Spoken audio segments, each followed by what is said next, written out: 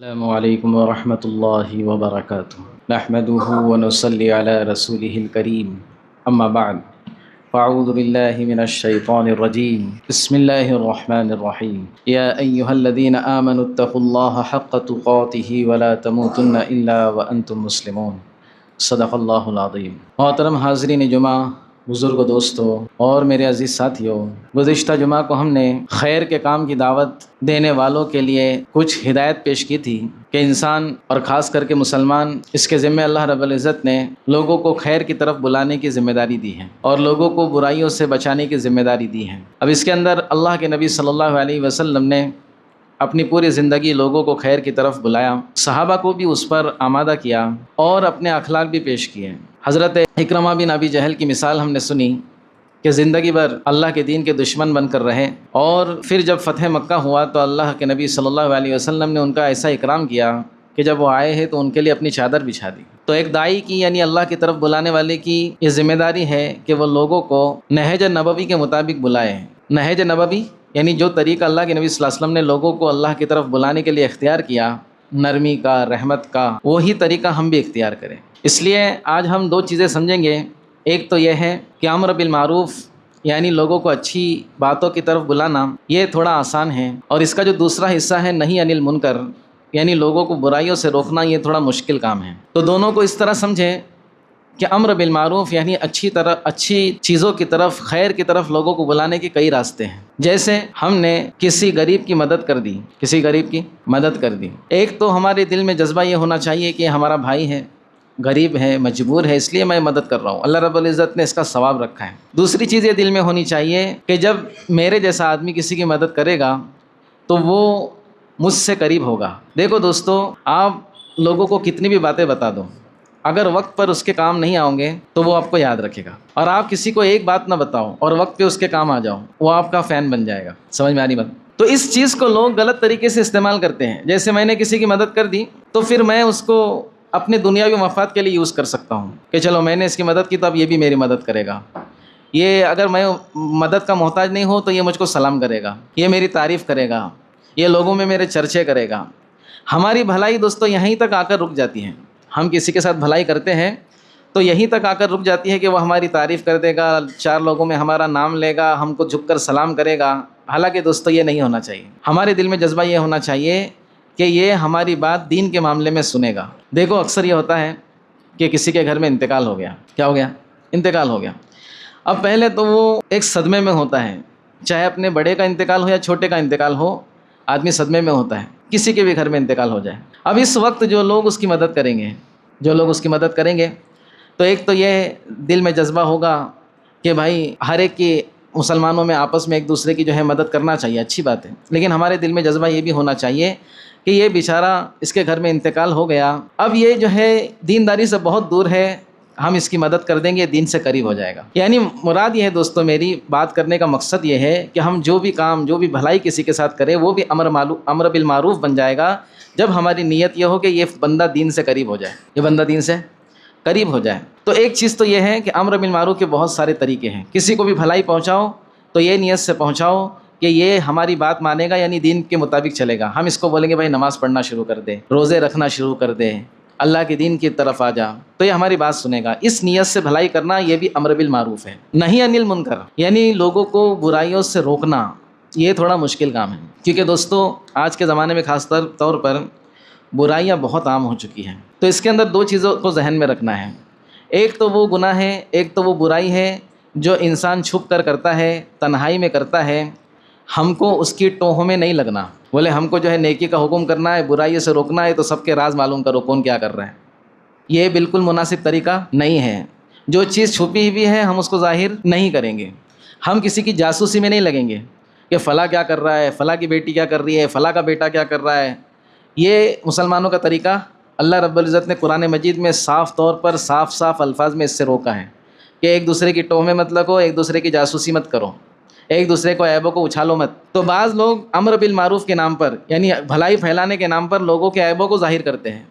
دوستو بجائے اس کے کہ اس میں فائدہ ہو، نقصان ہو جائے گا۔ اچھا، ہم کسی کی جاسوسی میں نہیں لگے، ہم نے کسی کے عیب کو معلوم نہیں کیا، لیکن کسی طریقے سے ہم کو معلوم پڑ گیا، کسی طریقے سے ہم کو پتہ چل گیا کہ فلاں شخص میں یہ برائی ہے اور چھپی ہوئی، سب کو نہیں معلوم ہے، ہم کو معلوم پڑ گیا، تو آپ کیا کریں گے؟ اب اس کو، اس کی بھلائی کا طریقہ یہ ہے، اس کو اس سے روکنے کا طریقہ یہ ہے کہ اس کو اکیلے میں، تنہائی میں، حکمت سے، پیار محبت سے سمجھائیں گے، نہ کہ یہ سب کے سامنے جو ہے اس کی گناہ کا اعلان کریں گے کہ بھائی تو کیا کرتا پھر رہا ہے، اس سے رک جا۔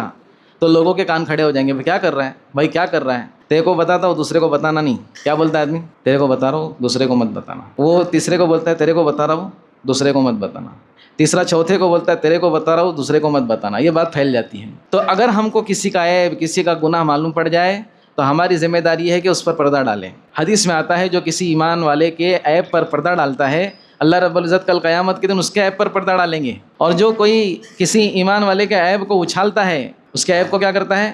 اچھالتا ہے، لوگوں میں اس کی آبرو ریزی کرتا ہے، تو اللہ رب العزت کی طرف سے اللہ کے نبی نے فرمایا کہ اللہ رب العزت قیامت کے دن اس کے عیبوں کو اچھالیں گے اور دنیا میں اس کو گھر بیٹھے بیٹھے ذلیل کر دیں گے۔ دنیا میں کیا کریں گے؟ اس کو گھر بیٹھے بیٹھے ذلیل کر دیں گے۔ دوسری بات یہ ہے کہ کسی کو اس کے گناہ پر آر نہ دلائی جائے۔ ہم کو معلوم ہے کہ ایک شخص گنہ گار ہے، کھلم کھلا گناہ کرتا ہے یا جو ہے چھپ کر گناہ کرتا ہے۔ اب جو ہے ہمارے ساتھ اس کا کوئی معاملہ ہو گیا، کوئی تکرار ہو گئی، کوئی جھگڑا ہو گیا۔ اب عام لوگوں کی عادت یہ ہوتی ہے کہ وہ لوگ اس موقع پر اناپ شناپ بکتے ہیں اور اس کے عیب کو اچھالتے ہیں، ہاں ہاں معلوم ہے مجھے بھی تو کتنا پانی میں ہے، تو یہ کرتا ہے، تو وہ کرتا ہے، لوگوں کو اچھالتے ہیں۔ اللہ کے نبی نے فرمایا کہ کسی کو اس کے گناہوں پر آر مت دلاؤ، ایسا نہ ہو کہ اللہ رب العزت اس کو اس گناہ سے بچا لے اور مرنے سے پہلے پہلے تم کو اس میں مبتلا کر دے۔ ایسے کئی لوگ ہیں جن کو میں جانتا ہوں جنہوں نے لوگوں کے عیبوں کو اچھالا ہے، اور جو عیب لوگوں کے انہوں نے اچھالے ہیں آج ان کی اولاد اس میں مبتلا ہے۔ کبھی کبھی آدمی جو ہے نا جوش میں، جذبات میں، غصے میں اپنے کنٹرول کو کھو بیٹھتا ہے اور کچھ بھی اناپ شناپ بک دیتا ہے، اور پھر اس کا خمیازہ اس کی اولاد کو بھگتنا پڑتا ہے۔ سمجھ میں آ رہی بات؟ تو کسی کو آپ دیکھو کہ وہ شرابی ہے، وہ چرسی ہے یا جو بھی کچھ ہے، تو اس کو جو ہے رحم کے جذبے سے دیکھو۔ کس جذبے سے دیکھو؟ ایک آدمی بیمار ہوتا ہے نا، بیمار، تو اس کو آدمی رحم کے جذبے سے دیکھتا ہے کہ بیچارہ بیمار ہے، اللہ اس کو شفا دے دے، کہ اس سے نفرت کرتا ہے۔ تو گناہ بھی ایک بیماری ہے، گناہ گاروں سے نفرت نہیں بلکہ اس کو رحم کے جذبے سے دیکھا جائے اور اللہ سے دعا کی جائے اور یہ محنت کی جائے کہ کس طرح سے یہ بندہ اس گناہ سے بچ جائے۔ تو امر بالمعروف کے اندر تھوڑی آسانی ہے، نہی عن المنکر کے اندر بڑے اصول ہیں کہ کس طرح سے لوگوں کو گناہوں سے روکا جائے۔ تو ایک چیز تو یہ ہے کہ ایک چھپی ہوئی چیز ہے، اس کو اچھالنا نہیں ہے، اس کو پیار محبت سے سمجھانا ہے۔ لیکن ایک بندہ کھلم کھلا گناہ کر رہا ہے اور لوگوں کو بھی گناہوں پر آمادہ کر رہا ہے۔ سمجھ میں آ رہی بات؟ ایک بندہ کھلم کھلا گناہ کر رہا ہے اور لوگوں کو بھی گناہوں پر آمادہ کر رہا ہے، خود بھی نشہ کر رہا ہے، لوگوں کے بھی نشے کے سامان کو آسان کر رہا ہے۔ سمجھ میں آ رہی بات؟ تو ایسے لوگوں کا اللہ کے نبی صلی اللہ علیہ وسلم نے فرمایا ڈٹ کر مقابلہ کرنا۔ وہ ظاہری گناہ کر رہے ہیں، ظاہری طور پر ان کو روکنا ہے۔ ظاہری گناہ کر رہے ہیں، ظاہری طور پر روکنا ہے، بنداس روکنا ہے۔ سمجھ میں آ رہی بات؟ یہ نہی عن المنکر کا بہت بڑا اور بہت اعلیٰ درجہ ہے۔ سب سے بڑا جو ہے نا یہ درجہ ہے کہ کسی ظالم کے سامنے ہم کھڑے ہو جائیں، کسی ظالم کے سامنے ہم کھڑے ہو جائیں، اور اسی طرح جو ہمارے ماحول کو اور معاشرے کو گندہ کر رہی ہے چیزیں ان کو اعلانیہ روکا جائے۔ اور اس کے لیے باقاعدہ ایک جو ہے نا ہم جماعت بنائیں، اس میں ہم اپنے ساتھ لوگوں کو جوڑے تاکہ ہمیشہ ہمیشہ کے لیے وہ گندگی ختم ہو جائے۔ اللہ کے نبی صلی اللہ علیہ وسلم نے ایک حدیث میں ارشاد فرمایا جو کوئی اچھا طریقہ جاری کرتا ہے اور لوگ بھی پھر اس اچھے طریقے پر عمل کرتے ہیں تو جس نے طریقہ جاری کیا ہے اس کو اس کا ثواب تو ملتا ہے، اور جتنے لوگ اس پر عمل کریں گے اس کا بھی ثواب اس کو ملتا ہے۔ یہ بات قیامت تک چلتی رہتی ہے، یہ بات قیامت تک چلتی رہتی ہے۔ وہ کیسے؟ کیونکہ اس کے خلاف اور ایک چیز ہے کہ جو شخص کوئی برا طریقہ جاری کرتا ہے، جو پہلے ہمارے معاشرے میں برائی نہیں تھی، ہمارے محلے میں، ہمارے ماحول میں برائی نہیں تھی، اس نے کہیں سے دیکھ کر آیا اور یہاں پر چالو کر دیا۔ چالو کرنے سے مراد یہ کہ اس نے اس کو اپنایا، اختیار کیا۔ اب اس کے دوست احباب انہوں نے دیکھا کہ ارے بڑا مزہ آیا اس کے اندر، تو انہوں نے بھی اس کو اختیار کیا اور ایک بدعت اور ایک خرافات چل پڑی، ایک گناہ کا کام چل پڑا۔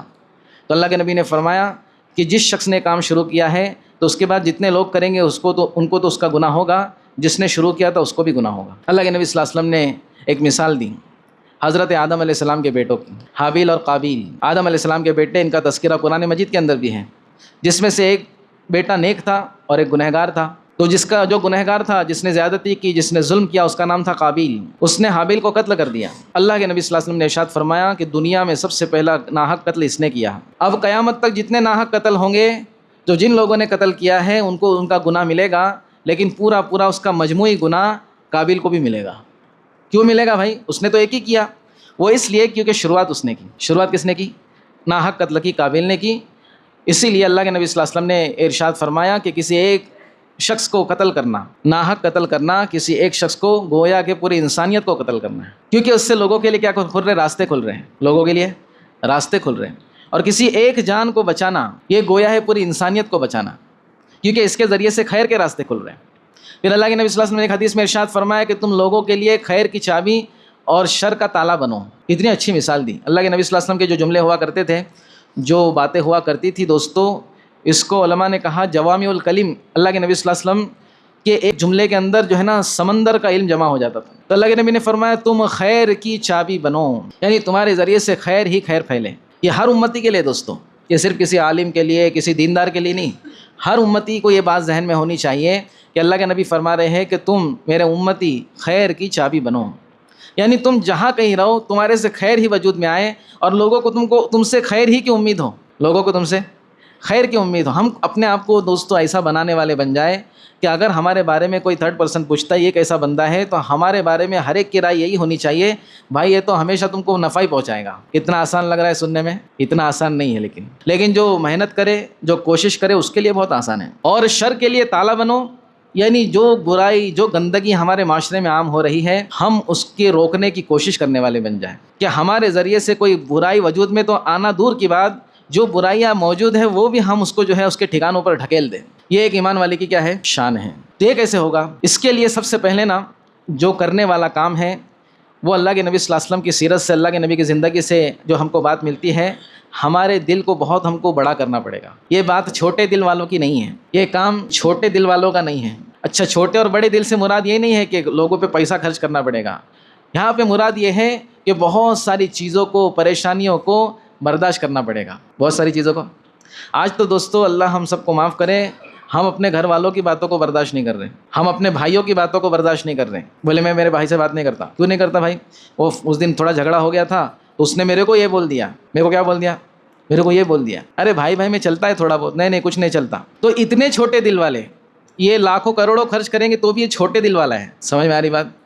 تو اللہ کے نبی صلی اللہ علیہ وسلم نے تو دشمنوں کی باتوں کو برداشت کیا ہے۔ فتح مکہ ہوا، ہم سیرت میں پڑھ چکے ہیں، اللہ کے نبی صلی اللہ علیہ وسلم اپنی سواری پر مکہ میں داخل ہو رہے ہیں، اور اللہ کے نبی صلی اللہ علیہ وسلم کا جو ہے نا چہرہ مبارک جھکا ہوا ہے، اور آنکھوں میں شکر کے آنسو ہے، اور زبان پہ یہ اعلان ہے کہ آج کسی سے کوئی بدلہ نہیں لیا جائے گا۔ کن لوگوں سے؟ جن لوگوں نے اللہ کے نبی صلی اللہ علیہ وسلم کے چچا کو شہید کیا، ان کے کلیجے کو چبایا، طرح طرح کی تکلیفیں دی، اللہ کے نبی صلی اللہ علیہ وسلم کو مکہ چھوڑنے پر مجبور کر دیا۔ وہاں پر ایک صحابی اٹھ کر کھڑے ہوئے اور کہنے لگے آج تو بدلے کا دن ہے۔ اللہ کے نبی نے فرمایا نہیں، آج بدلے کا دن نہیں ہے، میں تو یہی کہوں گا جو میرے بھائی یوسف نے کہا تھا اپنے بھائیوں سے، لا تثریب علیکم اليوم، آج تم پر کوئی زیادتی نہیں ہوگی، کوئی بدلہ نہیں لیا جائے گا۔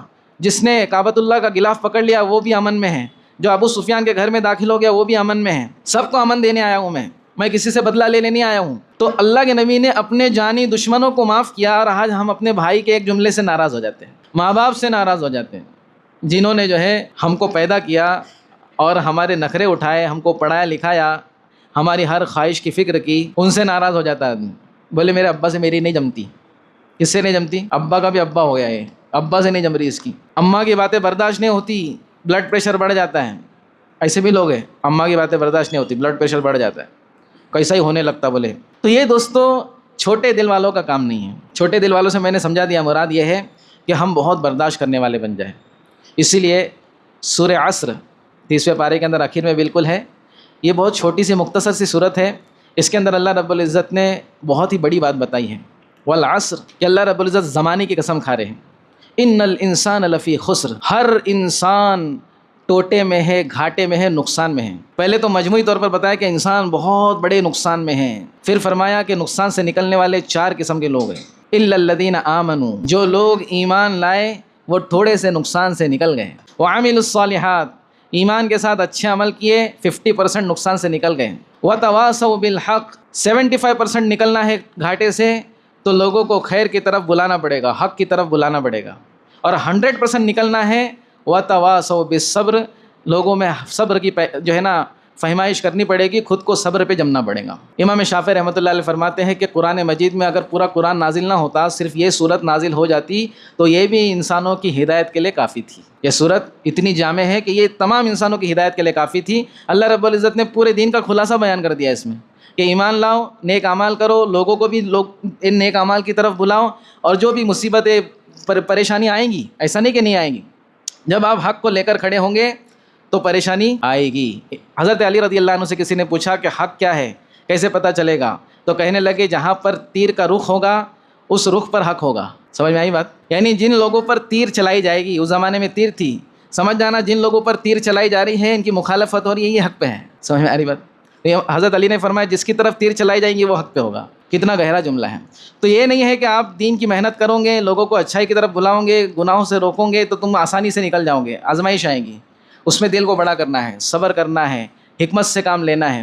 تو اس کے ذریعے سے انشاءاللہ ہم اللہ کی بارگاہ میں جب کھڑے ہوں گے تو اللہ رب العزت ہم کو حقیقی داعی بنا کر کے اٹھائے گا۔ کیا بنائے گا؟ داعی الی اللہ، اللہ کی طرف بلانے والا۔ یہ بننا کوئی آسان کام نہیں ہے، لیکن مشکل بھی نہیں ہے۔ ہم شروع تو کریں، فکر تو کریں، تو اس کے ذریعے سے اللہ رب العزت ہماری دنیا اور آخرت کو بھی جو ہے چمکائیں گے، بنائیں گے، اور وہ درجات عطا فرمائیں گے۔ اب وقت نہیں ہے دوستو، قرآن مجید میں بہت ساری آیتیں ہیں کہ اللہ رب العزت نے یہ محنت کرنے والوں کے ساتھ کیا کیا وعدہ کیا ہے۔ اللہ رب العزت ہم سب کو عمل کی توفیق عطا فرمائے۔ مل کر کے بیٹھے۔